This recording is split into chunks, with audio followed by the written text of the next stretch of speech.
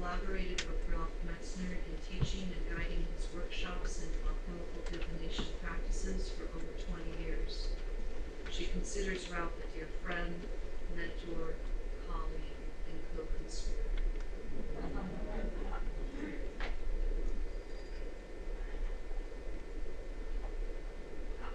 I didn't expect this image to come up quite so soon.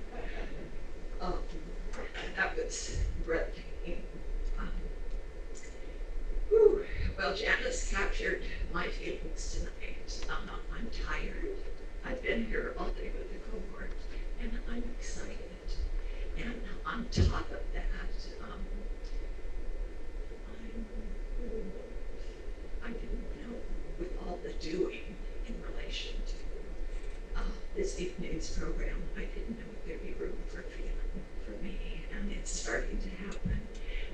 Just a quick note, I actually live with a vocal challenge, and when I am tired, and when I'm excited, and when I'm feeling things deeply, sometimes my voice just has a tight quality to it, so please be patient with that.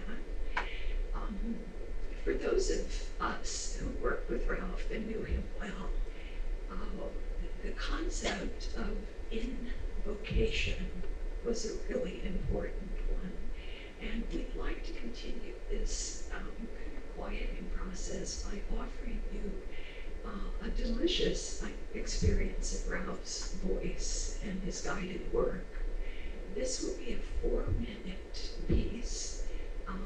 Ralph was, you'll hear more about it, just an incredibly creative human being. And so, in addition to many other things, he was also a recording artist. And we're going to play a 4-minute cut from a CD called Spirit Soundings. He did this with a friend of his, Kit Walker. And the name of the track that we're going to play is The Life Cycle Medicine Wheel. So please use this as an opportunity to continue to quiet the mind, shift the energetic focus into the heart, and both enjoy his voice with a very relevant and important message that he leaves us with.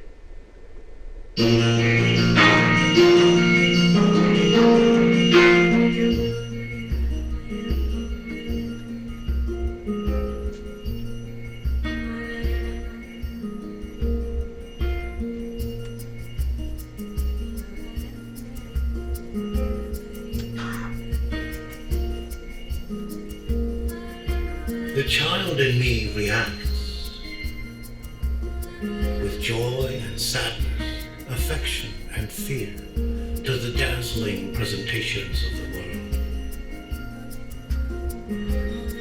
Youthful spontaneity sparked by curiosity, protected by the angels of innocence.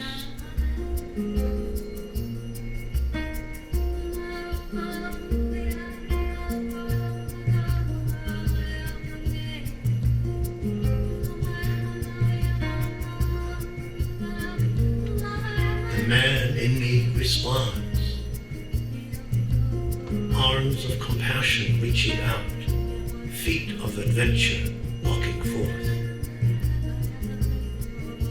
Mind's creativity shapes the sound, delights in the voice and the dance of the God.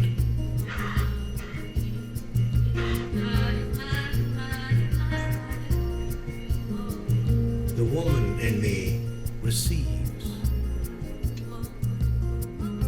the flowers of meaning, the fruits of knowing, gathered by the eyes, the ears, and the senses. Moist, warm the cauldron of the body, bringing forth sweet gifts of the love of the goddess.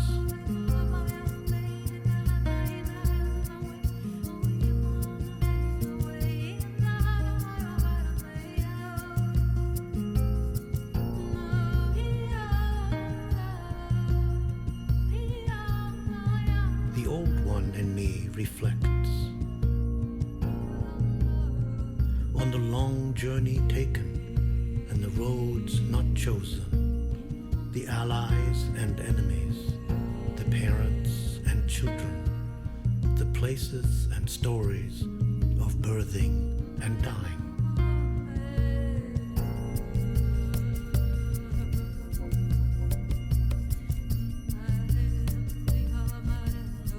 No regret, no blame, no struggle, no boundary.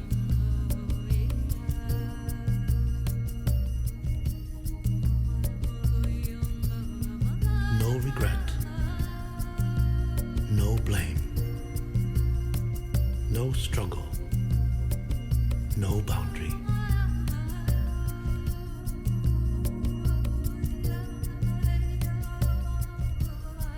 No regret, no blame, no struggle, no boundary.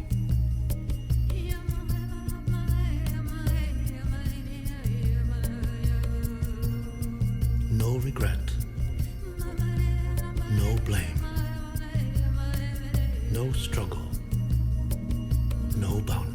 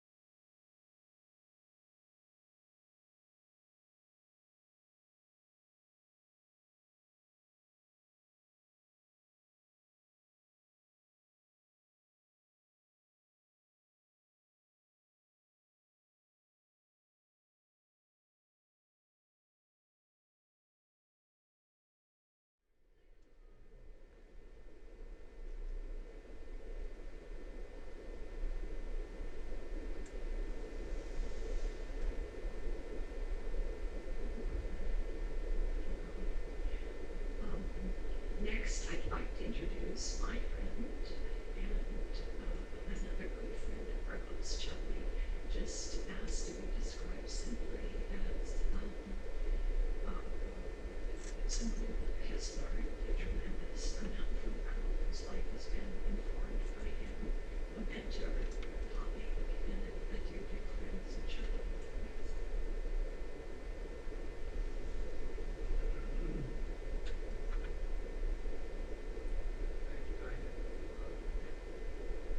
Johnson asked me to read a short book for context. I also had a poem of mine, it's a short one. I'd like to read. First read some remarks.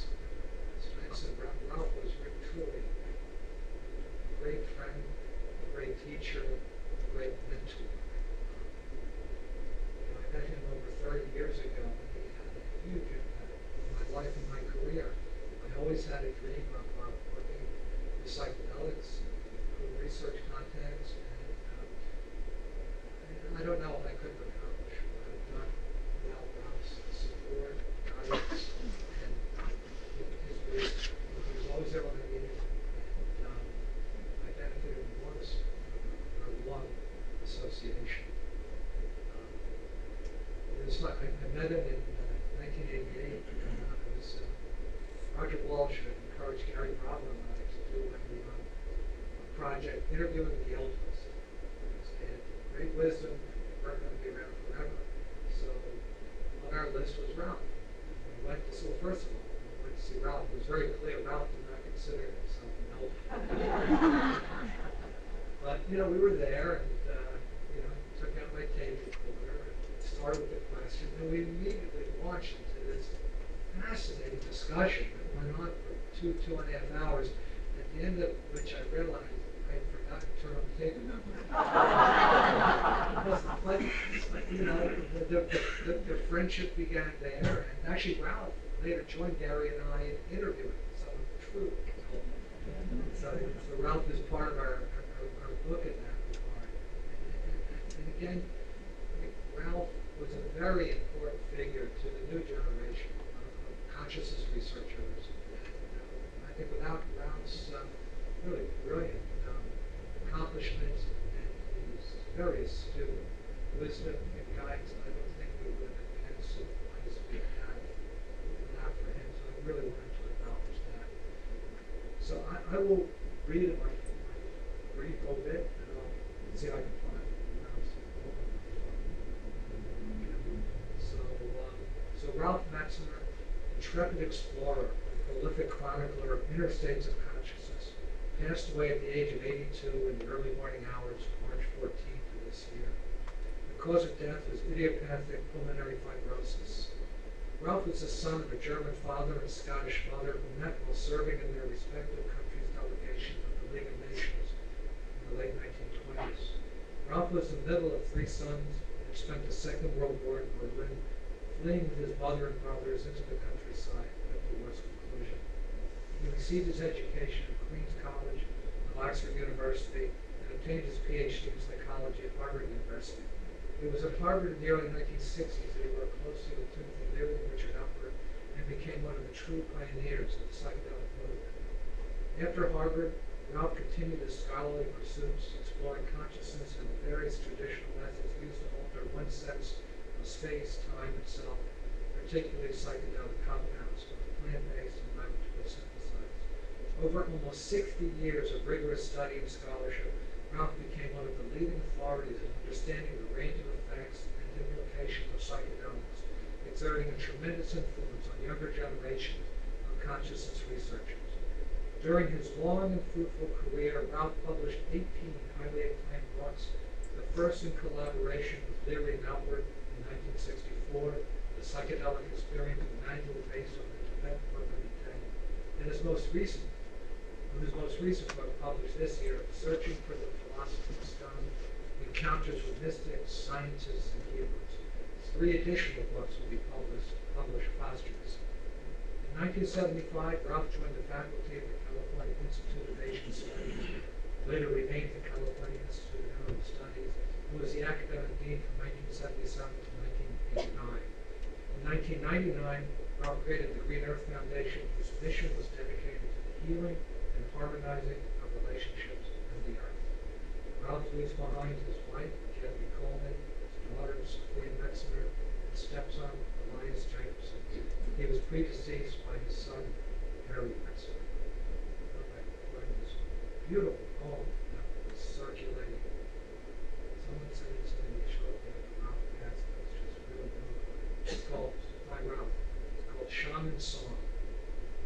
During the first half of my life, I wove the threads and textures of my experience into a multicolored tapestry that, in the ending half of this journey, has become a magic carpet on which I shall sail away over the mountains into the worlds of the mystic.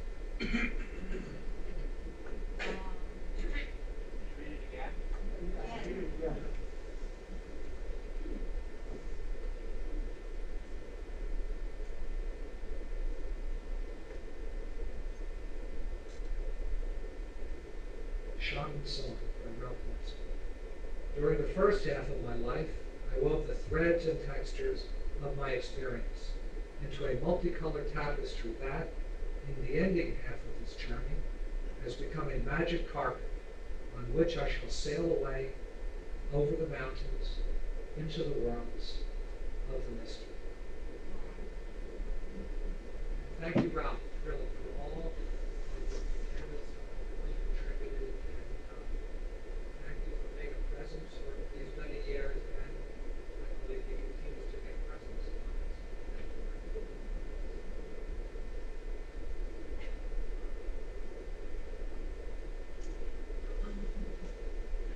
A dear friend of Ralph's, Stan Groff, actually,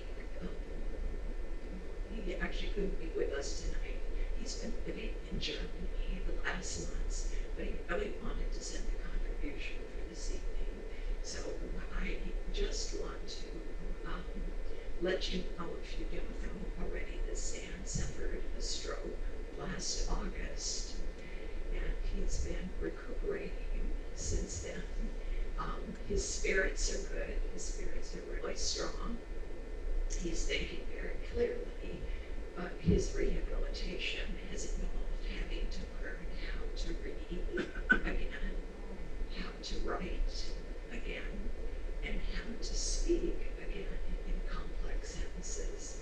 So he and his wife Brigitte crafted a 5-minute piece for us. It was very difficult for them to do that. We'll see Stan's image, and it will be an audio recording. But it was a big part of his rehab this spring to craft this 5-minute piece. So it's very, very moving to those of us who know Stan, that he really stretched in this direction. They had to take it in bits and pieces and craft something for us this evening. So please.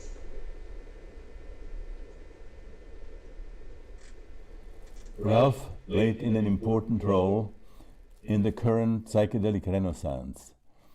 Before it even began, one of the important things that he did was to study new and not yet illegal or semi-illegal medicines, or those that it was possible to use them because of various legal holes. He also followed groups in the United States and Europe who believed that psychedelics were helping their patients, and for that reason they did not respect ignorant legislation.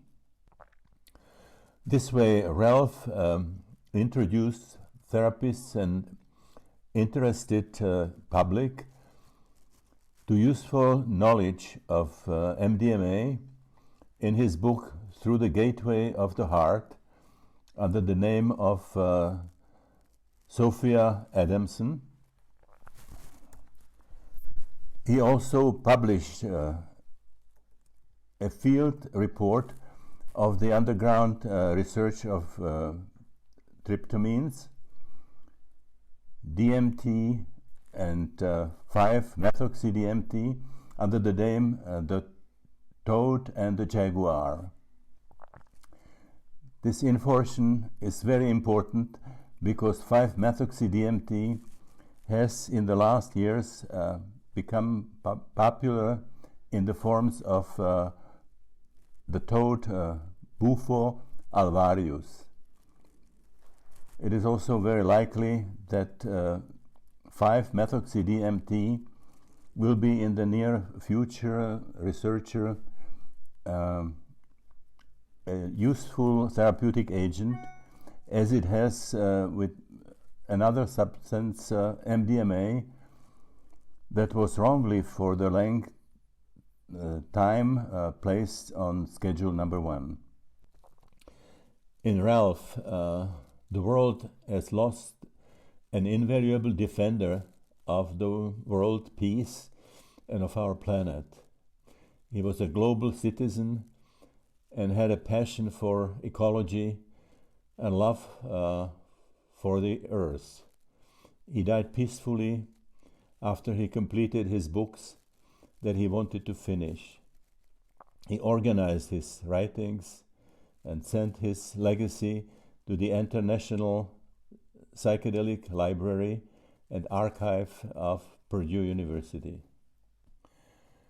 A few months ago, Ralph and I realized that we had known each other over half of a century, since 1965.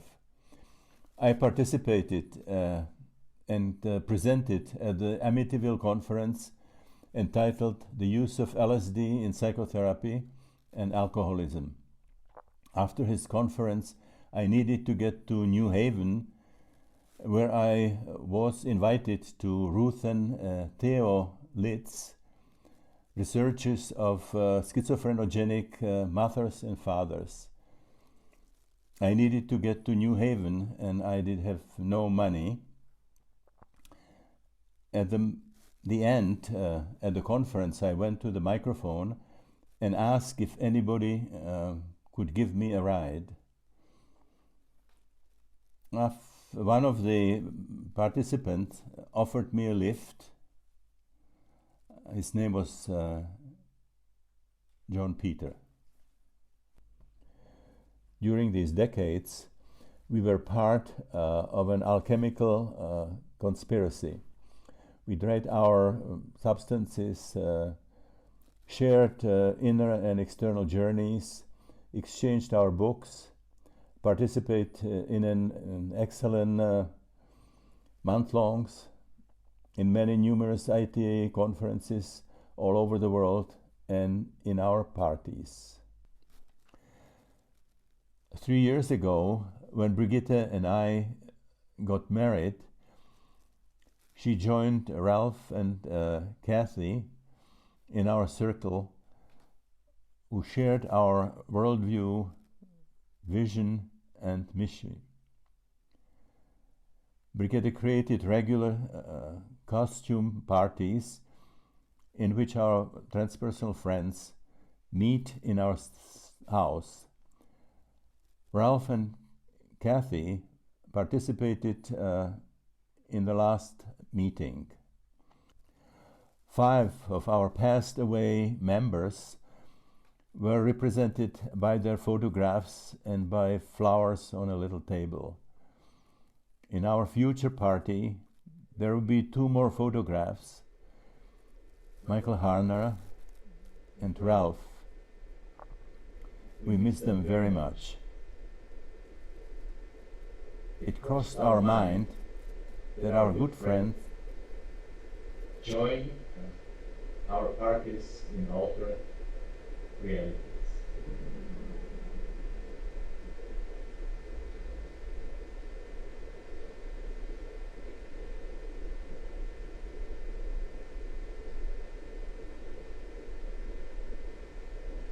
So, I think it's a different understanding of death.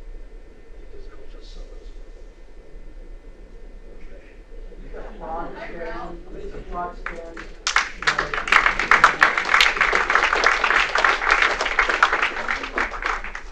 So I'm going to ask to introduce our next speaker, who is Tony Bossis. Tony is a psychologist, professor in the psychiatry department at NYU, and one of the lead investigators of the NYU psilocybin treatment of advanced cancer anxiety study. Tony is also a lead investigator on the religious professional psychedelic studies. So Tony will have to say a few words on that.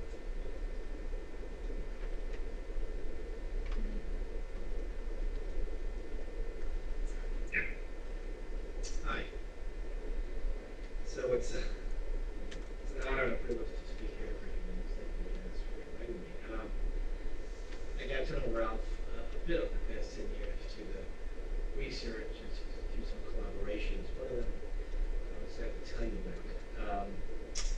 And as I was thinking of Ralph today, I realized before I met him officially, as a colleague and as a budding friend, I had, 35 years ago, I realized I was thinking of doing my PhD here at the Institute. And I'd write to the dean, or let's say the dean back then, who was Ralph, saying, can I come and just kind of check out the Institute and take a few classes? And it was at the old location, a very cool location in Metzner. And he said yes, and I spent 2 weeks sitting in classes and kind of moving around and getting a sense of the place. I ended up going to the East Coast University. I was grateful to Ralph for that. And then for continuation of the past 10 years of it. One of our last events is very poignant. And it's poignant our meeting here tonight. So some of you know, probably most of you don't. Tonight was to be Ralph's likely last public lecture about death and dying. We kept the night to do this. And about a year and a half ago, I asked Janice, I was rereading again the second love experience. And it really was a very helpful text in my work with cancer and other white patients at NYU. And it's still really relevant. It's a great book. Still. I said, Janice, we should do an event around the book and have Ralph come. We should do it. And I think I'll do it. She goes, right. I emailed him. He's busy. He's having time for this. It was 30 minutes to get an email back, so that we'd be delighted to do this. This is important. And so Kathy and Diane and Janice and myself and Ralph began scheming how to get this thing going and picking a date. It took a long time as things happen these days. And as we approached the date, Ralph said verbally in an email that I don't want this to be just about the psychedelic experience and the metaphor of dying and evil death experience. I want to go and talk about what happens on the night. I want to talk about the borrows and the soul's journey and the mystery of death. Great. Here we go. We're on. And so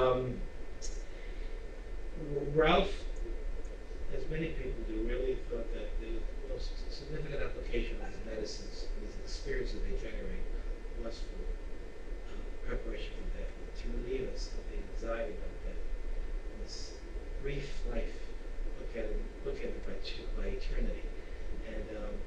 And Ralph was going to read a bit from Zigzag Zen's paper that night. I want to read you just one paragraph about that as well, highlighting and underscoring his feelings about this. Experiencing the transcendence of your physical identification with the certain knowledge that your essence, your spiritual core, your soul, persists beyond the boundary of bodily death is without doubt the most precious gift that psychedelic experiences can provide. This was the gift vouchsafed in the mystery religions of ancient civilizations, where initiates went through an experience of death and rebirth, in which they were provided an experiential preparation for death and a vision of the reality of the spiritual worlds beyond. And so we're on, and it took us a long time to get to this date, and Ralph was going to be on stage at the Unitarian Church in San Francisco, and we're going to do this little gig together. He was speaking about where the subject goes, the unfolding mystery of death. Well, Ralph, being the maverick, I was one step ahead. He wasn't good enough to speak about the mystery of death. He had to be there. So, Ralph, we made it, and if you want to contribute, we're wide open. So I'm going to read you. We had a marketing thing all set to go. This is what Ralph was going to. This was his little slip of a paragraph for his evening conversation. Ralph wrote, "Our book, Psychedelic Experience, a manual based on the Tibetan Book of the Dead, became a best-selling guide to psychedelic experience in which dying was regarded as a metaphor for going beyond egoic interests and beliefs, encouraging people to treat psychedelics with serious self-discovery intentions. Here I want to revisit Brought Up for Adult as a preparatory guide to the process of actually, not metaphorically, dying.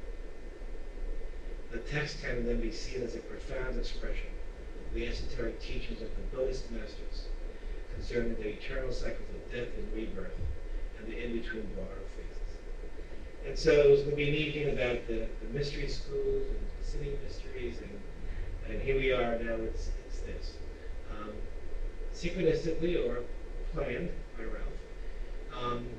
2 days ago was the 49th day since his passing, which is significant on the part of the. And so here we are. Thank you, Ralph. That book is really important.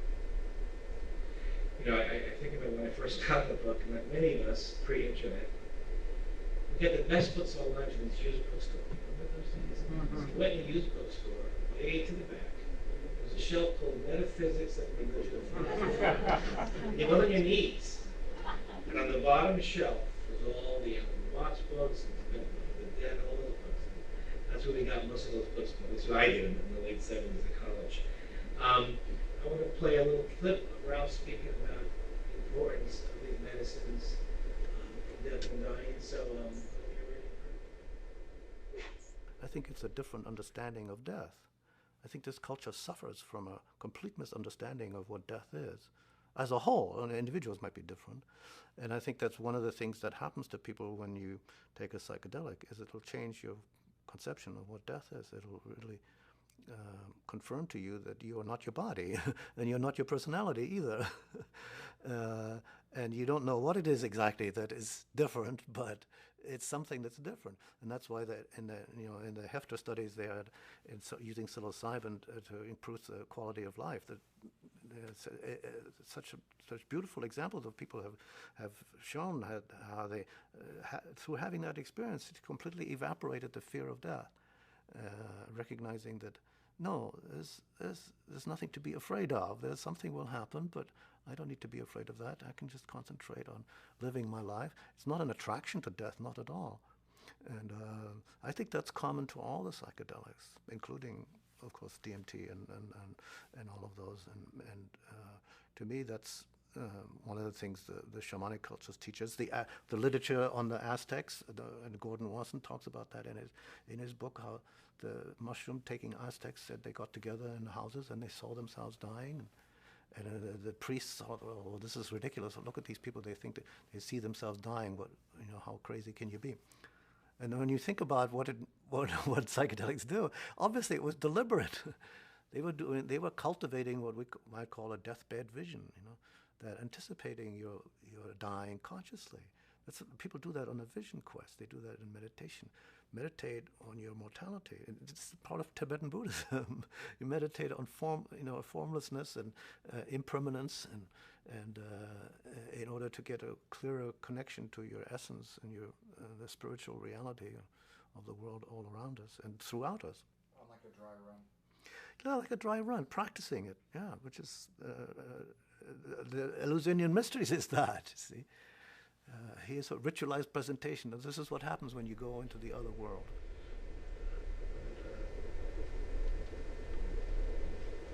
That book has been so helpful to so many of us, and guiding patients at the end of life in our research project at NYU with psilocybin in many ways as well. And there's no doubt that these medicines and the experience they generate are so important for us to understand the nature of self and the nature of death. By the way, friends, well, I won't say I got this, but a French father passed away recently. He had an entire series of the old psychedelic reviews, untouched. And I received a whole box just last week of every issue, from issue 1 through the last issue. Ironically, it was from Dr. Herman Cleveland was a drug czar for the Bush administration. Had an interest in psychedelics in the 60s, and his son's a dear friend of mine. He passed away recently, and his son sent me this entire book. And here's 1967, the Psychedelic Review, edited by Ralph Metzner. He was the editor of that series. Here we are, death and dying, and I just want to add one thing that in the passing of Ralph, we missed a little more than the passing of an important person with an important legacy. We risk really, I think, and others share this feeling, the loss of a kind of a generational sensibility about psychedelics and about these mystical experiences. That's what this has done. It's a big tent these days in the psychedelic world. And a lot of great stuff going on, but please be careful. I think that the names of Huxley and James Byrne and Stan and Ralph, Alan Watts, there's kind of a scholarship there, a sobriety, and a seriousness about the medicines, about these experiences, about the religious traditions and mystic traditions that was so important in understanding. And if we lose that, I think we lose it all. And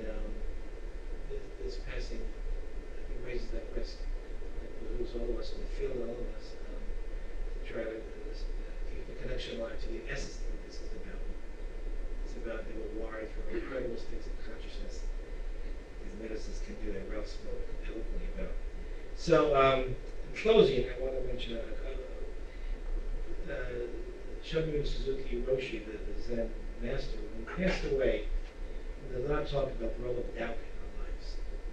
Doubt's kind of a constant companion. And as legend has it, the story goes, it's true. On his deathbed, after practicing Zen and death for his entire life, he turned to Kanagiri Roshi, his one of his students, and says, "So fear, and it will not die." After 70 years of being with them. And Kanagiri Roshi, without judgment, without counsel, without any kind of reminder to remember the teachings, just looked at him and said, "Thank you for being a great expert." And Ralph was blessed and graced. Okay, he told us that he had no fear at the end, which is a beautiful thing.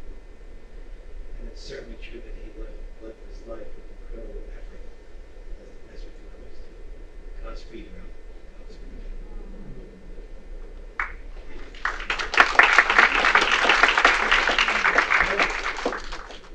My honor to introduce Kathy. I've got to know Kathy for the past few years.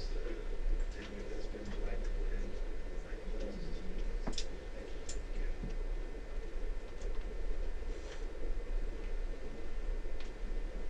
Thank you. Well, I can't resist since Stan mentioned the costume parties he has. It brought back quite a memory. So the last costume party was a Noah's Ark party, and we were supposed to go as animals. And so Ralph, with the help of Sophia, we found panda bear costumes. So it was very hard to get him to put on his panda bear costume that day. He was really resisting, and off we went to the party. And it happened to be the day that Michael Pollan's article on about the psychedelic certificate program was published in the New York Times. So after the party, he wanted to stop at the Barnes & Noble bookstore to try to get a copy of the... Well, I had taken off my panda bear costume. And we got to the bookstore, and he started into the bookstore, and he said, "Aren't you going to take off your panda bear costume?" And he goes, "Why should I?"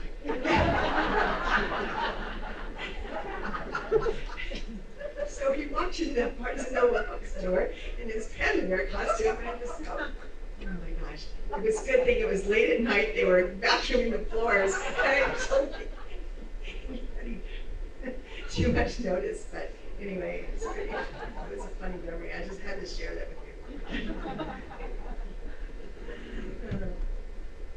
Well, what I'm going to speak about tonight are two aspects of Ralph's life. First, about his contribution to CIIS over his 31 years as a professor, and second, about his dying process. So this is a photo of him at graduation I think it was at graduation in 1984, when he was academic dean. Ralph came to the California Institute of Asian Studies, the founding name of CIIS, in the fall of 1975, several months after the death of the founder, Haridas Chaudhuri.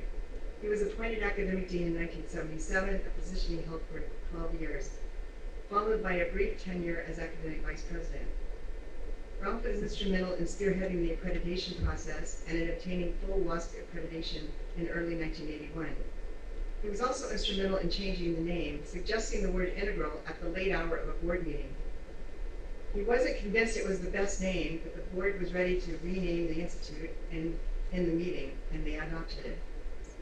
I came to the institute in the summer of 1981 as a doctoral student in the counseling psychology program.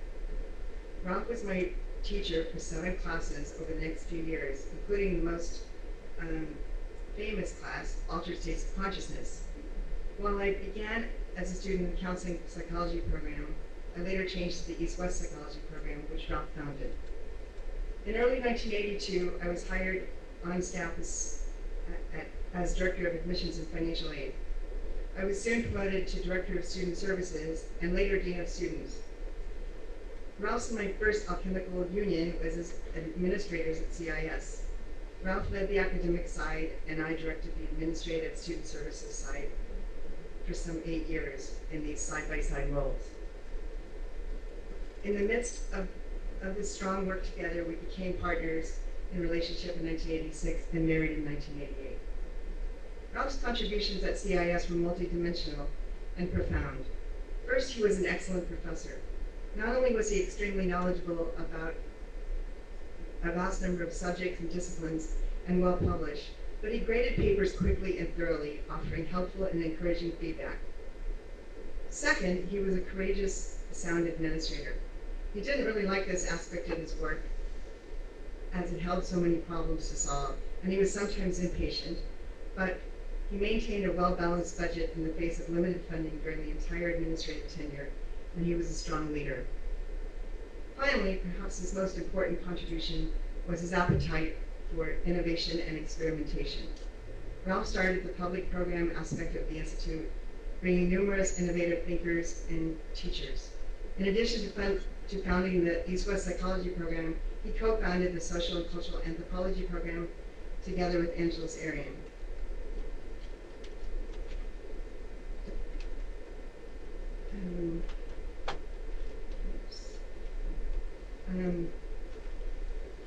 And then we worked together. So together, he and I worked out the details to bring drama therapy, somatic psychology, and expressive arts therapy programs to CIS when the schools that had housed them closed. Ralph's pioneering spirit, his strong grounded administrative capability, and his intelligence and knowledge about Western and Eastern systems of thought contributed a great deal to the flourishing of the innovative California Institute of Integral Studies, which has given birth to the certificate program in psychedelic therapy research. Now I'm going to skip ahead and share with you some things about his dying process and death. And these are his hands at death.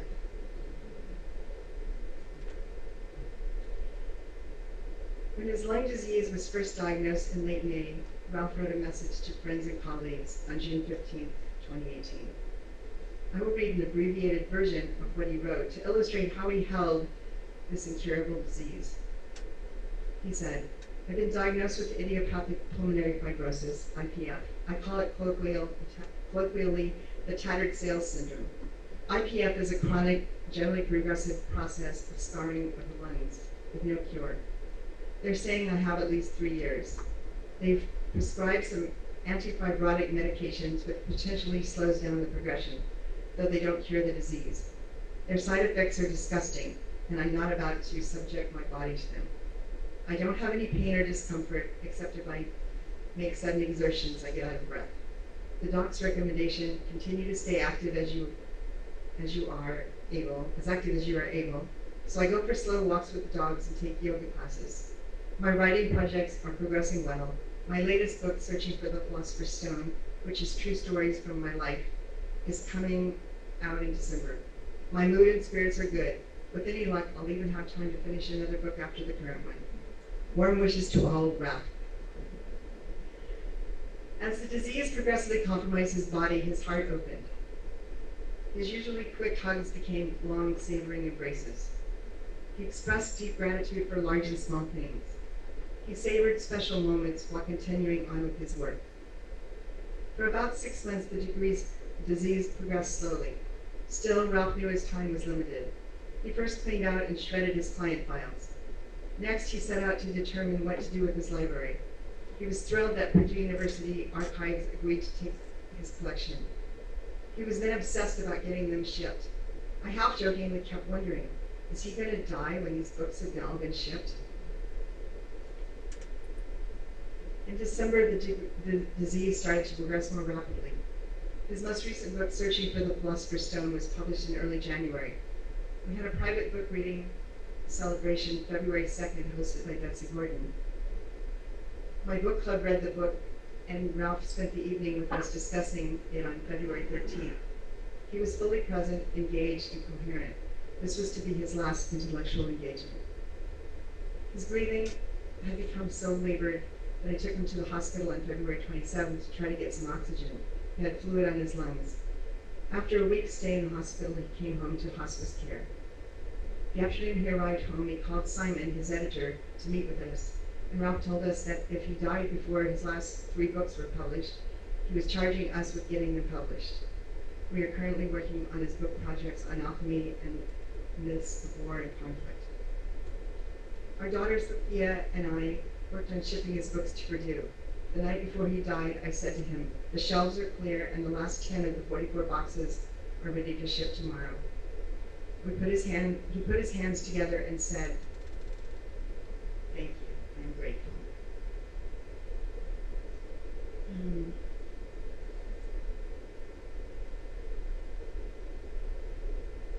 This was the last act that he wanted to complete before he died, to ensure that his library had all settled. This was one of many examples that seemed to indicate that his death was well timed with the completion of his life and work. Within the last decade, Ralph and I went through the Italian Dominher community's process of working with 5 past lives. The explorations of past lives, channeled by a Dominher committee from a photo and birth date, were individual within a group setting. None of them involved possible lifetimes together. We met in Turin, Italy in August of 2013 after one of Ralph's European teachings to explore in the underground temples of Dominher the last past life and integrate threads of meaning from all the lives that we had explored. The learning that came out of this whole experience is that each moment and each day contributes to the quality of life as we move forward in this life and in each lifetime. Our belief and our work with reincarnation informed how he and I held his life, dying process, and death. There was a steep decline in Ralph's condition during the last 2 weeks. Both he and I moved between hope that his condition would improve and a recognition that the end was near. It was a tender, poignant time. He asked me to make several calls to people such as his massage therapist to tell them that he wouldn't be seeing them anymore and to thank them for their fine work. On Monday, before he died early Thursday morning, he announced that he was going to move through the day as normal as possible. He had a meeting with his editor and another colleague with whom he had intended to collaborate with on writing. He told her that he wasn't going to be including any of her writing and that he wasn't going to be here in 48 hours. She later revealed that to me. In fact, he died about 60 hours later. These last few days, each time I came to him, it seemed that I found something to smile or laugh about. He said, "I love it when you laugh. Then I know all is well." 2 nights before he died, he stated, "I'm going to die tonight. I'm ready to die. I want to die." I then told him, "You can die. You have lived a full and great life. Your work is complete." We drifted into sleep, but he didn't die that night. The next evening, he had an episode where he called out for me. When I came to him, he slumped over and told me that his world was swirling. I tried to help him back to his bed, and then he collapsed on the floor. I thought he was dying and called hospice. He then regained consciousness about 10 minutes later. Hospice arrived at the same time our daughter arrived to check in. Our daughter sat by his side, holding him all the while the hospice nurse comforted him. This incident afforded Sophia a last close connection with him. The hospice nurse then gave him an Ativan to calm him down, and he went to sleep. I woke up and looked at the clock at 4:20, as did our daughter in a separate house and several other friends who reported a connection later. I went back to sleep, and at 6 o'clock reached out for his hand and knew that he had died. I felt that he died at 4:20. I felt calm and peaceful. I felt prepared for the moment. I called hospice and sent our daughter a text to come over. We called 2 of our close women friends to come over, and the 4 of us women tended to him for several hours. We then called in other friends and decided to leave him lying in state until my son would arrive the next morning from Boston. We dressed him and adorned his body and loved him and prayed with him for 36 hours. It was a beautiful death. Ralph had prepared for his death for many years. He left his affairs in good order. Just after he died, numerous friends worldwide formed a group to meditate with each other to usher him through the 49 days of the Bardo. It is perfect timing that this memorial tribute comes just after Ralph's spirit has passed through the Bardo, quieting our sadness over the loss of him in incarnate form and ushering him into the next phase of his journey. And I want to read this poem that he wrote about dying. Remember you're dying, a thought experiment. This is from his book, Diving for Treasures. What if the day today were the day of your dying?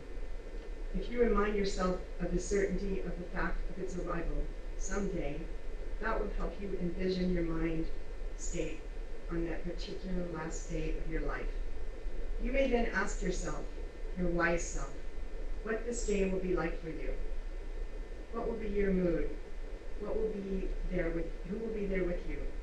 With whom have you been sharing your life? Will you put your attention to remembering the choices you made? The roads chosen and those not chosen, and the consequences of those choices? And will you let your awareness expand beyond the veils of non-knowing into the hereafter? Perhaps when you do this, you will find yourself remembering previous dyings in other lifetimes and smile.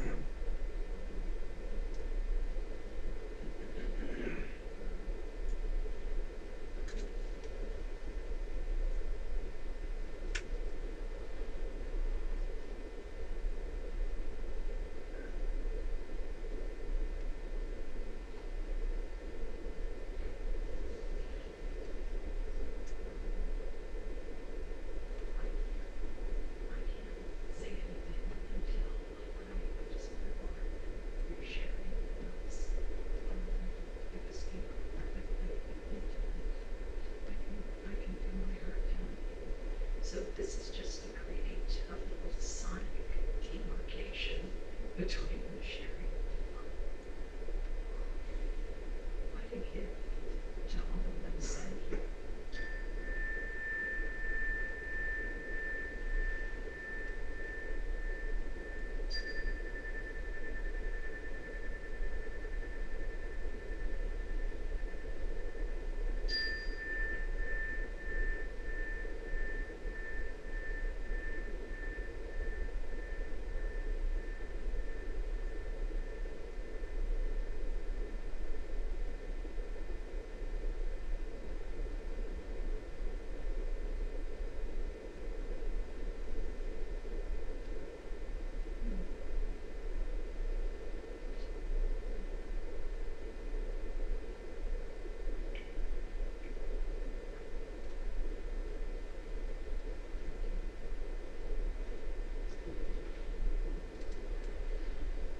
Well, this actually will begin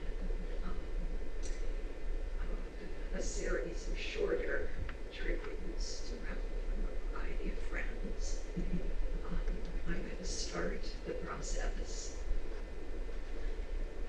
And I'm actually, we challenged ourselves with 3 minutes each, so in order, that wouldn't have happened. I mean, I don't think I could have honored that if I was doing something extemporaneous. So I'm actually going to read what I wrote because I timed it and it's 3 minutes.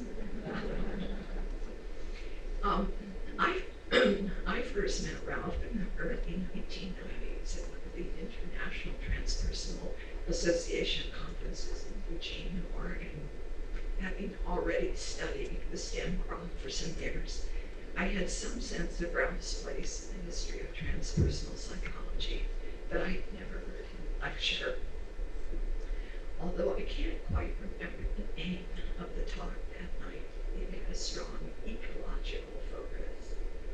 Ralph talked passionately about the need for a fundamental revisioning of psychology, a green psychology, that became the title of the book. A green psychology that would bring the fullness of the natural environment into the theory and the practice of psychotherapy. As a woman, personally, who in her early 40s had taken a 5-year nature sabbatical in a very remote setting, I was hooked. I was hooked. Over tea that day, I asked Ralph if he'd consider coming to lecture in Santa Fe, New Mexico, where I lived, and he accepted.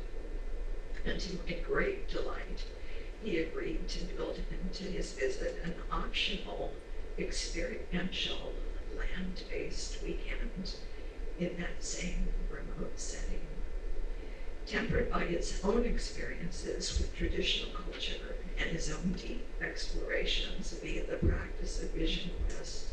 He understood the value of a deepened intimacy with the natural world in the spirit of clarifying values and intention. In Ralph, I met a scholar, a psychologist, and an academic who also believed in ritual and ceremony, who honored the spirit of place, and who spoke about the spirit of the times, who honored the ancestors and those to come, who believed in the invisible world, and in the value of cultivating conscious relationships with helpers, guides, allies of all forms, plants, animals, the mineral world, the wingeds. As an alchemist, he understood the power of the elementals, symbolic and literal, as essential for transformation. I knew Ralph as an alchemist, a poet, sage, storyteller, and magician. I consider him a teacher, a mentor, an older brother, a friend, a colleague, and a co-conspirator. Our relationship enriched my life. I also honor Ralph as the master of the guided journey, as you could hear tonight, as opposed to the non-directive approach to psychedelic therapy you'll hear so much more about in this training program. I'm so grateful for the decades of exploring the inner landscape together and of remembering in capital letters where we came from and where we're going. May practices serve me as well as I approach my own transition out of the physical body. What a beautiful model. What a beautiful guiding light for me personally and for all of us. So,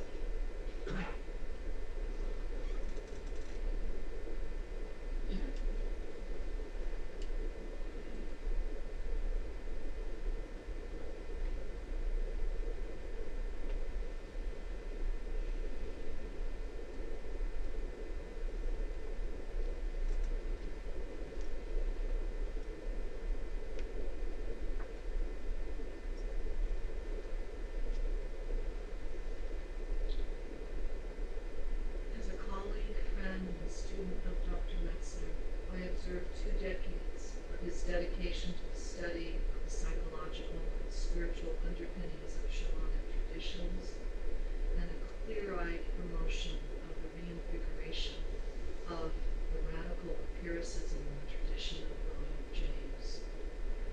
Ralph postulated and knew and taught that we should trust our own experiences in life and deeply delve into critical thinking, but also open-mindedness, an incredible balance that you saw demonstrated in his hands in the photo that Catherine shared.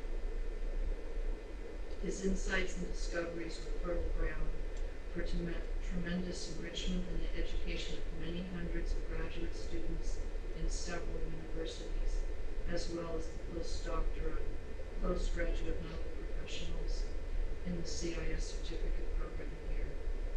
Ralph was an astute observer and keen chronicler of the foundations and trends toward fascism and institutionalized violence in U.S. sociocultural structures. He was a warrior and a visionary. He challenged complacency in all aspects of human life and human integrity. His undying certainty of the untapped human capacities for expansions of consciousness through psychedelics and meditative practices stayed with him always. His fierce love of the prospects for peace and a sustainable future for all beings on this planet was an inspiration for us to cultivate more courage, commitment, and devotion. devotion. The inheritance we have from his prolific scholarly writings is food for the heart and mind for generations to come. For those fortunate to have known Ralph, his influence remains with us in the profoundly lived experience of the light fire cave of the heart that he espoused deeply in his own life, as you've just heard, and in his teachings. And in honor of Ralph, in the incredible amount of alchemical trust that I learned from him as teacher and friend, I'd like to share with you one of his practices. So I invite you to look down toward your knees with closed eyes, slightly closed eyes, whatever's comfortable. Take a deep breath and come into your body. And bring attention to the area of your heart. It may feel like it's inside your body. It may feel like it's radiating around your back and in front of your torso, in front of your chest, wherever your feeling draws you, like a radical empiricist. Imagine a vast, pulsing, darkened space in that cave, full of an inner light fire. See if you can detect this light fire in the cave of your heart. Attend to the place within the depth of that cave, the light fire energy coming from above your head, flowing down into the reservoir of your heart. Attend to the inner depth of the heart cave, where the light fire energy is coming from the earth and co-mingling with the energy coming through the top of your body and being down into the cave of the heart, mixing together. Breathe into that vastness of the light fire energy within that beautiful dark cave of your being.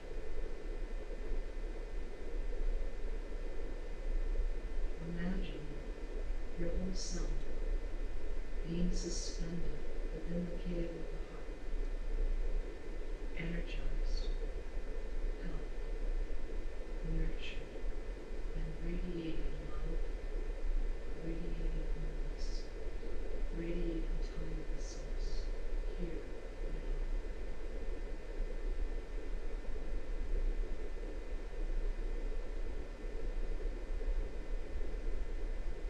With intention,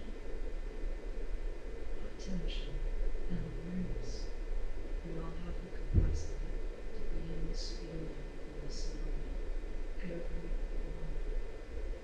A prep for life and a prep for death.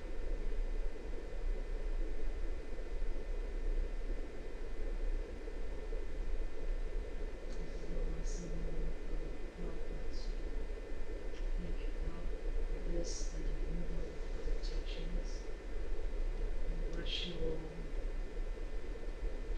Bless that we have heart for what we are taught and the inspired this day.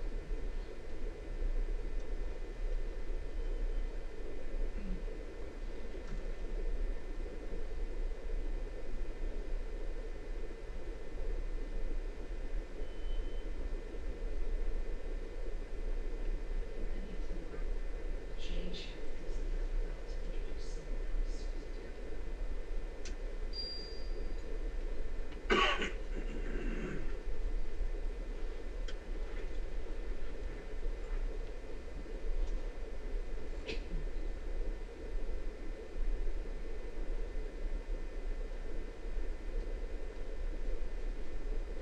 We have with us a friend of Ralph who's on the board of the Earth Foundation. This man's name is Jack Silver. This is Jack's description of himself. I am an environmental and First Amendment attorney and was one of the lead attorneys for the successful Santo Daime versus the United States case securing the religious right to use ayahuasca in this country. I worked with Ralph for over 20 years. For the past 20 years I served on his Greenberg Foundation board, and he has served on my River Watch. We'll hear from Jackson.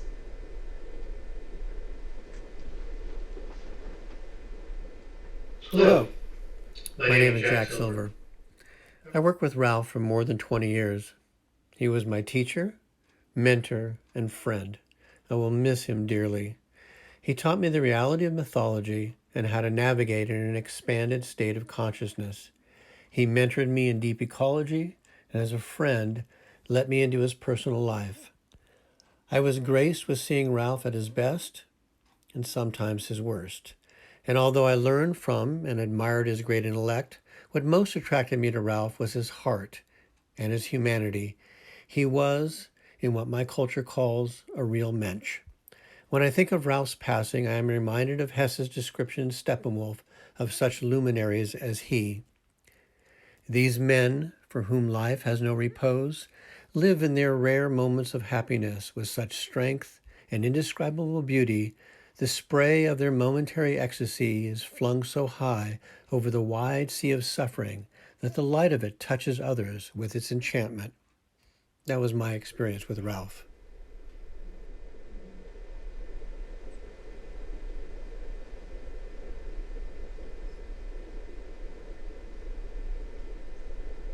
It's my pleasure to introduce Lily Lance.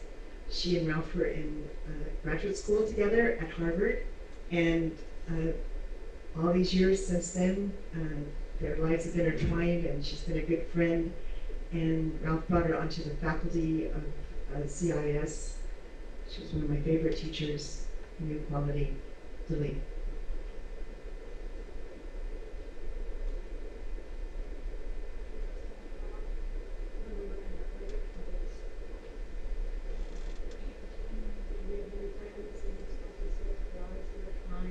Ever since then, and he brought me to CIIS.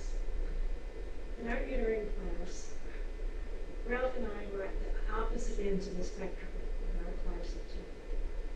I was a young girl coming straight from a small town in Oklahoma. Ralph was arriving from Oxford with his Oxford accent, and obviously a very brilliant person. But as different as we were and as our backgrounds were, we became friends. And other people have mentioned how Ralph connected with people who would be very different from him in many ways, but found commonality with him. And I think that's what happened with the two of us. You won't be surprised that he was the leading light intellectually of our graduate school class. Of course you weren't. I overheard two professors once talking about him. One of them said, "He's one of the brightest people ever to go through this program." And the other one said, "No, he's one of the brightest people ever to go through any of the graduate programs." Now what I want to stress, because that doesn't surprise anybody, I'm sure, what I want to stress is that he was never, ever arrogant. He never tried to one-up anybody else or pose himself as being the brightest amongst us at all. He just didn't do that. And that was what I think enabled him to be with and make connections with so many different kinds of people and so many different kinds of religious and spiritual traditions, and that he could see beyond the differences to the connections and the commonalities underneath. One thing that was apparent, well, there were many things that were apparent that were evident then that played an important role and continued through the rest of his life, were quite persistent. And this may seem a small thing, but it's a very big thing. One of them was his organizational skills. He could not possibly have done what he did in the rest of his life if he didn't have very strong organizational skills. I'll just give you one example. At the end of the term, of course, we have term papers to write. Well, most of the rest of us were feeling very stressed and under a lot of time pressure to do this, and worrying because I was sick and so forth. And Ralph said to me, "I don't understand that." He said, "When I prepare for terms," he said, "I just for the entire semester, when I'm thinking, have some thoughts about a subject, I just jot them down and throw them into a drawer. And then when times come to write the paper, I just pull the drawer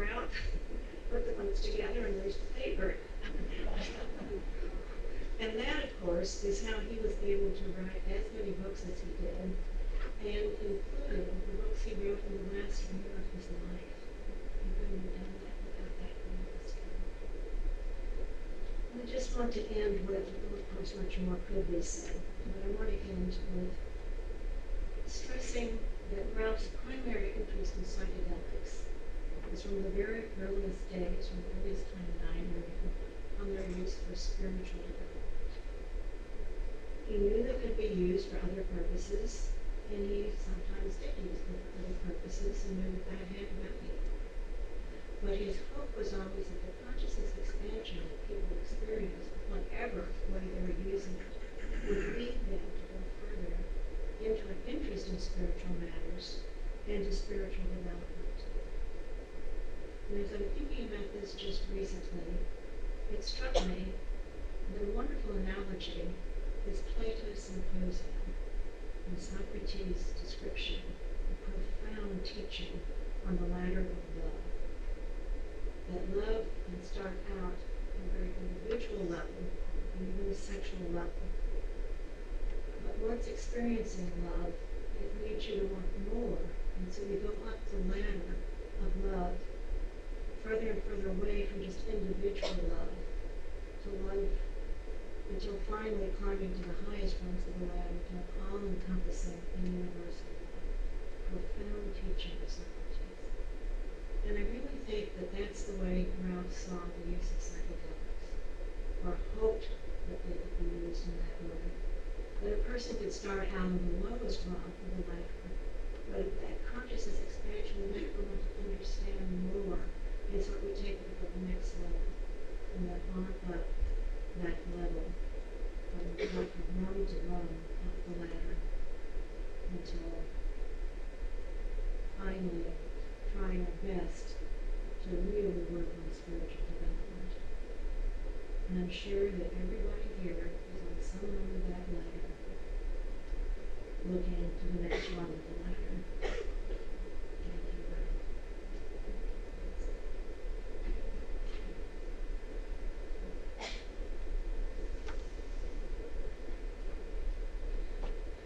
Our next speaker is Rabbi Michael Ziegler. Michael's been a student of Ralph's for many years, and he's been on the Green Earth Foundation board and collaborating with Ralph on a number of things.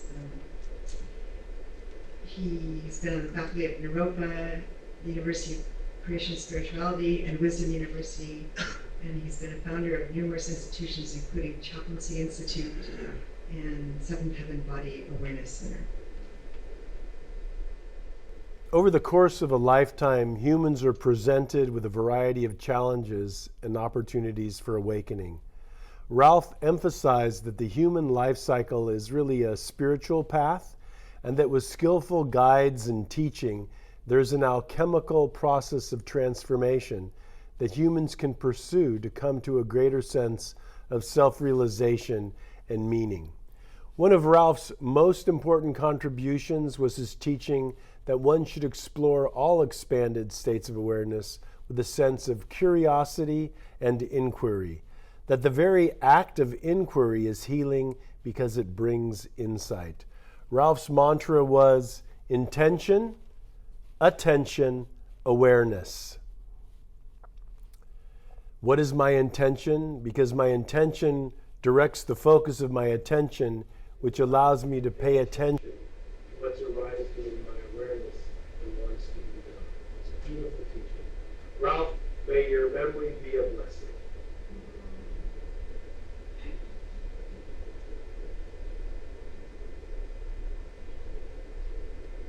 And next is Lee Mars, who happens to be Michael's wife. She also has been a long-time student of Ralph's and served on the Green Earth Foundation. And she led the efforts to fund Ralph's writing and publications through private donors. She's also facilitated cross-sector strategy summits to reduce toxic chemicals. Hi, my name is Lee Mars, and Ralph was my mentor and friend.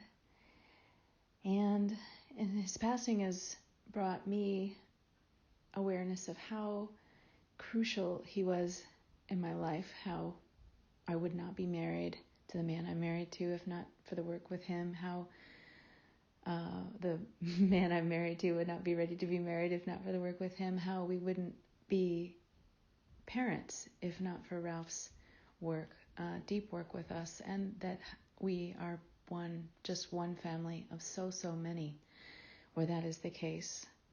Ralph was a true healer in every sense of the word, with such a huge heart and such an incredible intellect, so visionary and so bold and brave in what he did, so passionate. And I will forever be grateful for the trail that he broke on behalf of all humans.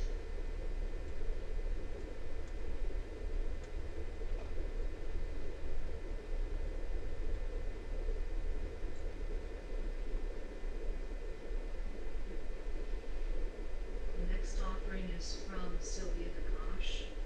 Sylvia is a Grammy-nominated musician. She is known internationally for her innovating work in the field of sound and transformational consciousness and music shamanic practices. She is the founding director of the Vox Mundi Project and School of Sound with centers across the U.S., France, Japan, Brazil, South Korea, and India. She has devoted more than 35 years to the study of North Indian classical music. Sylvia met Ralph in early 1982. They played music together since then. They collaborated leading workshops, playing concerts, and supported each other's explorations on the power of music to expand consciousness. They spent many Christmas times together as family.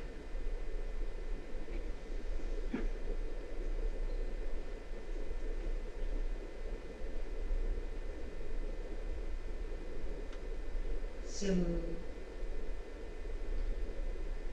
whenever I wanted to, we did a lot of workshops with Ralph. Thank you for letting me hear. When I heard that Ralph was passing, I was in Auroville, in the Tibetan pavilion. It gives me goosebumps. And I say, why, we have so many, I kind of collaborated with his album, The Barber Blues. And I was in Auroville, which is kind of CIIS. So it was incredible, and since that, and the place I was staying, the guest house, was very close. It was like a 5-minute bicycle ride to the Tibetan pavilion. So I went every day and did the prayers of the Barber. So it happened to be there. I'm sure that Ralph was there with me too. So then we did many workshops. He introduced me to CIIS, where I worked for many years as well here. And then we went to the Amazon together with Diane and many other people for many days. And it was a memorable time in the Amazon with Ralph. He asked me always to sing Icarus for him.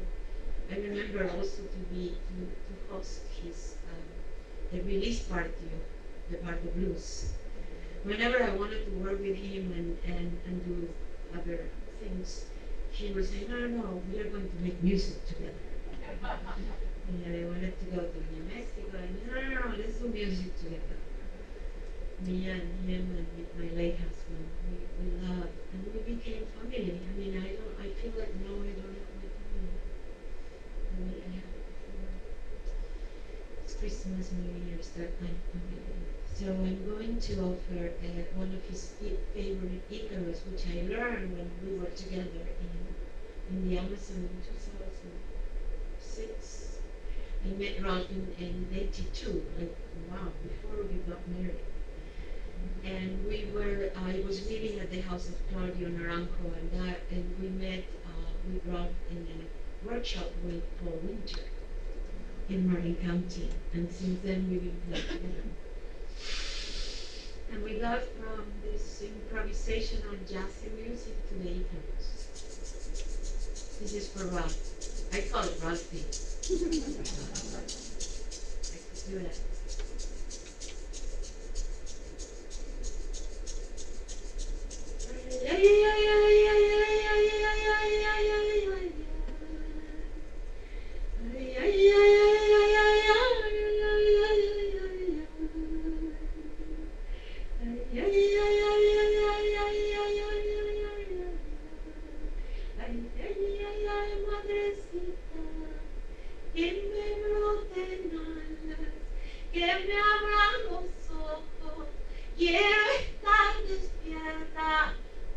cuando llegue Dios, que me abra los ojos, que me broten alas, que me abran el corazón.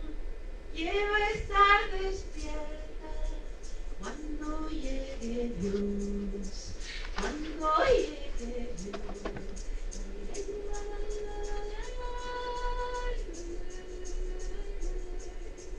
Quiero estar despierta cuando llegue Dios, cuando llegue Dios.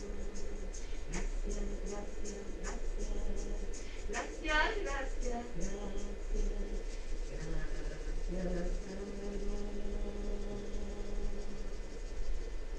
Thank you, Ralph, for all the teachings. Thank you, Ralph, for your friendship. Thank you, Ralph, for your divine music and being the gateway to the music, to the consciousness, the poetry of consciousness. Thank you.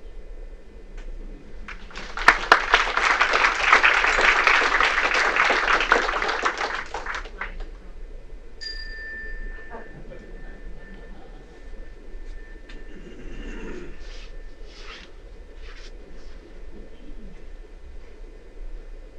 couldn't help but picture Ralph dancing while you were singing, smiling, of course.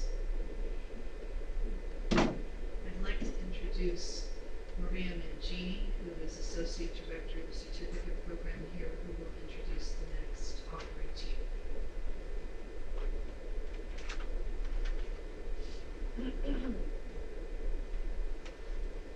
I'm here to present a piece of poetry written by David Christie and Christy Pan. They were unable to be with us this evening because they are rock climbing in Yosemite. David Christie is Professor of Neurobiology, Psychology, and Cognitive Science at UC Berkeley, and worked for 10 years during the 1990s in the clinical treatment of substance abuse and PTSD at the San Francisco VA. He was a neuroscience instructor and clinical mentor at the CIIS, and students. Christy Panic is the chief of psychiatry at UC Berkeley Student Health Center, a clinical mentor in the CIIS CPTR program, and a study physician for the MDMA PTSD Phase 3 clinical trials. They have known Ralph and Kathy for 25 years as friends and mentors. And this is a piece of poetry entitled Honoring Ralph Metzner. Visionary and innovative alchemical explorer, gifted shamanic teacher, rigorous academic scholar, warm-hearted ally, dear friend. Your contributions to the contemporary world of psychedelic studies and to consciousness research are truly vast. What happens today in psychedelic science very much builds on the work that you and your fellow explorers pioneered for 50 plus years, and the scientific study of consciousness, so presently paralyzed by stuckness within a narrow physical materialist framework, will surely benefit as ideas you explored continue to slowly penetrate into academic and public discourse. You were an exquisite teacher, drawing from numerous esoteric and occult traditions, translating their teachings into language and practice that could be received by contemporary students. You had the capacity to remain connected with your ground while moving smoothly between worlds. Thank you, Ralph, for embracing who you were and bringing it fully into the world.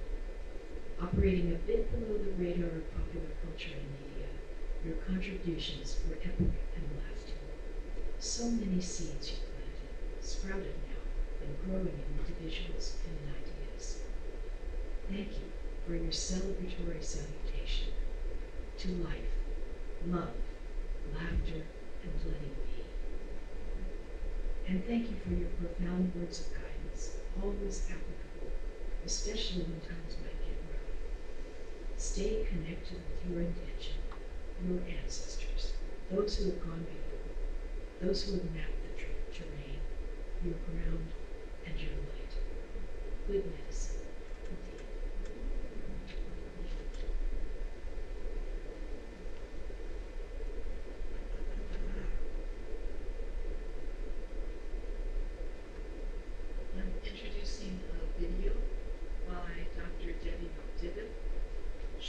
clinical psychologist in private practice and a clinical researcher at UCSF, providing MDMA-assisted therapy and psilocybin-assisted therapy. Debbie was honored to be mentored by Ralph as a student in the first cohort of the certificate here in 2016. Good evening. First, I want to say that I'm very thankful to have this opportunity to talk on behalf of Ralph. I am so very honored that I had the chance to be mentored by him during the CPTR program, and deeply grateful for the continuation of my connection with him after that. When I think of Ralph, I think of the time that I had with him and how openly he shared of his life experiences and shared of himself, and how he had such great passion to pass forward his heartfelt and profound wisdom. He touched me on many levels, but what I want to remember and what I do remember most about Ralph and what I would like to pass on to all of you is how freely and how openly he expressed his gratitude and his appreciation of all of us, the students, the therapists, the shamans, the researchers, all of us who are working so hard to move forward this psychedelic healing in such emotional and spiritual and psychological ways that he felt were so, so very important. And I think that that's what I will always remember of Ralph. And he believed this in a way of his own healing, and as well as how we should use this in healing for others. So I'm incredibly blessed to have known him, and so thankful for having such an inspirational mentor. I will always remember him as a man who cared deeply, very deeply about the healing process, and he worked diligently. So, Ralph, I hope that the hereafter is everything that you hoped it would be.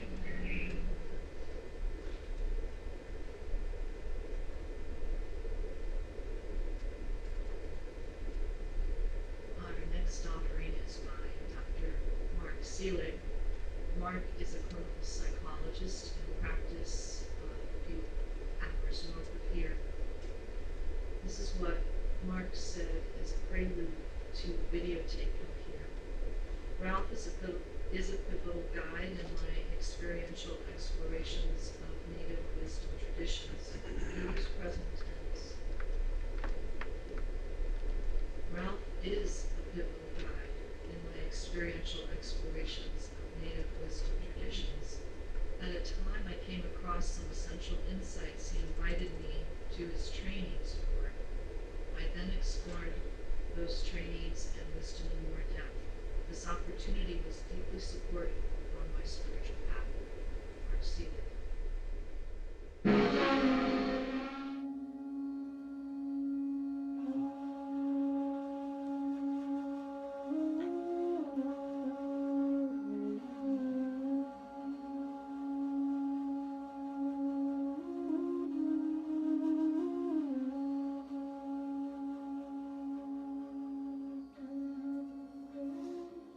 Dear Ralph, this is your student and your big fan, Mark Seelig.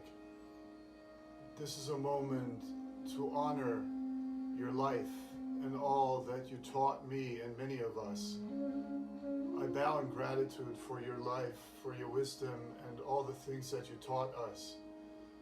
I am so directly blessed with all that you gave to me and to many of us. My work is deeply informed by what I had the privilege to study with you and learn from you.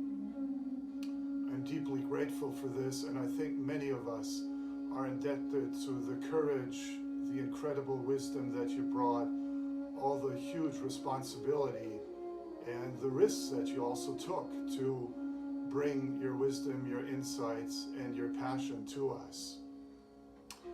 You are the second luminary to leave us after your friend and brother Timothy. Ram Dass is still here, and so we still can partake of all the things the three of you brought to this world.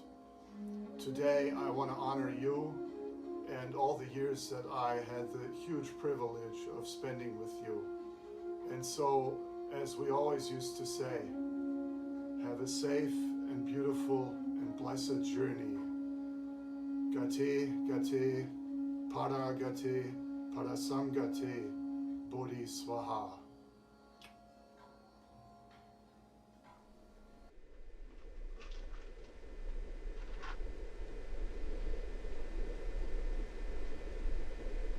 So, I have the pleasure of introducing another friend. Ralph had lots of friends.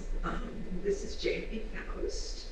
Jamie has been practicing spiritual psychology, energy healing, and family constellation therapy for the past 25 years in the Boston area. She had been studying and apprenticing with Ralph since 2006 and currently offers the Metzner alchemical divination MAD modality in her work. Jamie has co-founded Faust Family Constellations with her husband Peter. Their book, The Constellation Approach, Finding Peace Through Your Family Lineage, includes a foreword by Ralph and incorporates his influence on their understanding of the journey of the humans. A video of Jamie.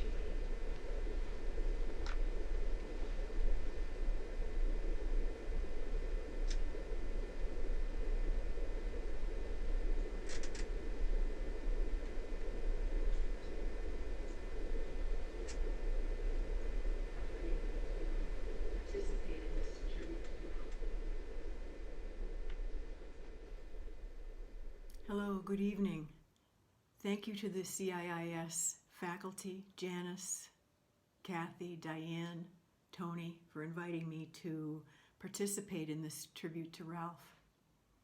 Ralph was a teacher, mentor, and friend to me, and I feel that the only way that I can pay tribute, true tribute to Ralph, would be to share with you what he's taught me and what he's also taught us in his book, Evolution of Consciousness. So what I'd like to ask you to do is be with me on this short, very short, yet powerful alchemical operation called awareness, breath, empathy, and light fire. So if you're willing to, just close your eyes for a moment, or maybe leave them a little bit open partially, and allow yourself to come into a place of centered and balanced beingness. Let yourself now place your hand on your heart space, bringing your awareness and focused attention to that space behind your hand. Imagine a central vertical axis moving up and down your body from above your head through the three essence chambers, your upper room, your heart sun or cave of your heart, and your lower cauldron, to all the way below your feet. Let your awareness fill your heart space now, allowing yourself to touch in on the body, the blood, the bones, the organs, the blood vessels and muscles, these earth elements. Let your breath expand, allowing the wind to open your heart and expand you even further. Let empathy and compassion flow through you like a healing wave. And lastly, ignite your heart fire by letting yourself imagine expanding 360 degrees around, expanding 10 to 20 feet outward. Letting yourself imagine growing in 6 directions, up, down, front, back, left, and right. Letting yourself be a transmitter and receiver of powerful energies when this alchemical operation is practiced. Thank you for allowing me to share this with you. And I bid you good night and safe passage to our dearest Ralph. Goodbye.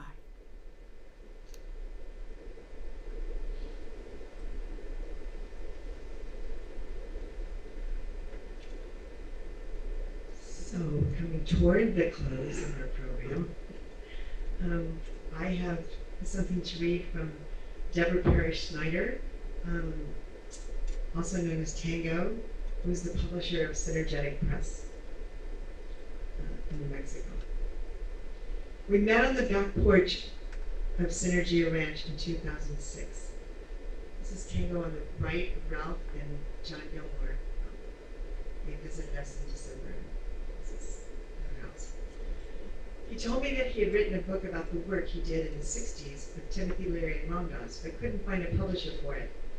I was interested to read the manuscript. I missed the 60s by a decade and always wanted to know how that huge cultural shift came to be. Little did I know who this gentle soul with a twinkle in his eye was, or of his passionate quest to solve great mysteries. He sent me the book, and it was an eye-opener. Airtight. It was a privilege. Oh, all right. Airtight. All right. I have to turn my head this way. The light isn't too good here. It was a privilege to publish that part of history with him. Birth of a Psychedelic Culture by Ralph Metzner, Ram Dass, and Gary Bravo came out in 2009. The reading at City Lights bookstore had an overflow crowd into the streets. Peggy Hitchcock and John Perry Barlow joined Ralph, reminiscing on the impact of the 60s on our culture. Over the years, Ralph came to spend time holding workshops at our ranch in New Mexico where I live. The ranch is an intentional community that was founded in 1969 by John Allen and friends. Ralph's goals of the Green Earth Foundation were closely aligned with ours, and he was always ready to, quote unquote, cook up some productive mischief. Working on his book opened up my understanding of a hidden history, but knowing Ralph opened up ways to understanding my hidden self. He had a simple way of talking about deep ideas and energies. Things like, people change their consciousness every day when they wake up. Ralph leads us at a time humanity needs a loud wake-up call. How to transform collective consciousness to foster healing and harmony between humanity and Earth. Many forces in that effort, I have a feeling, are sitting in this room. Thanks, Ralph, for all the guidebooks to show us the way.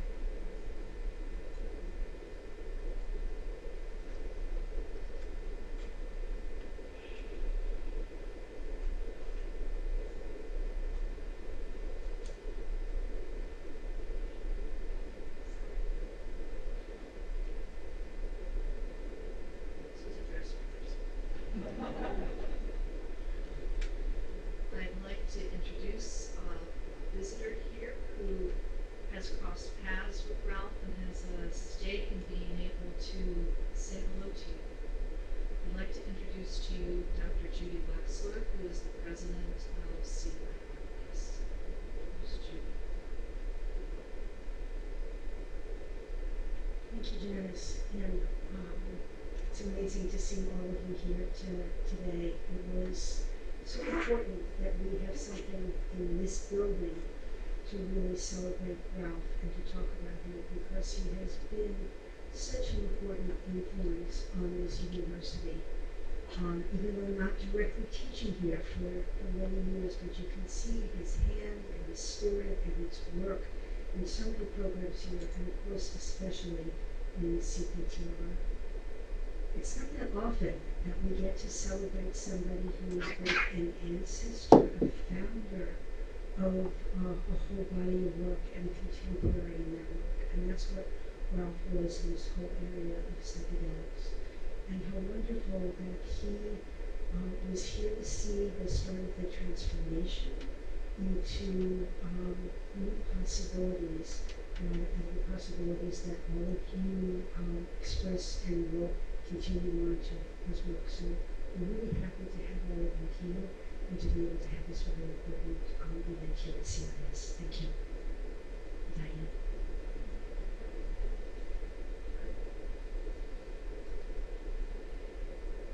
Well,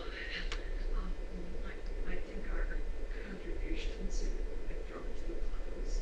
I'd like to just make a couple of practical announcements before we say goodnight. Deborah Snyder, who's on the last slide,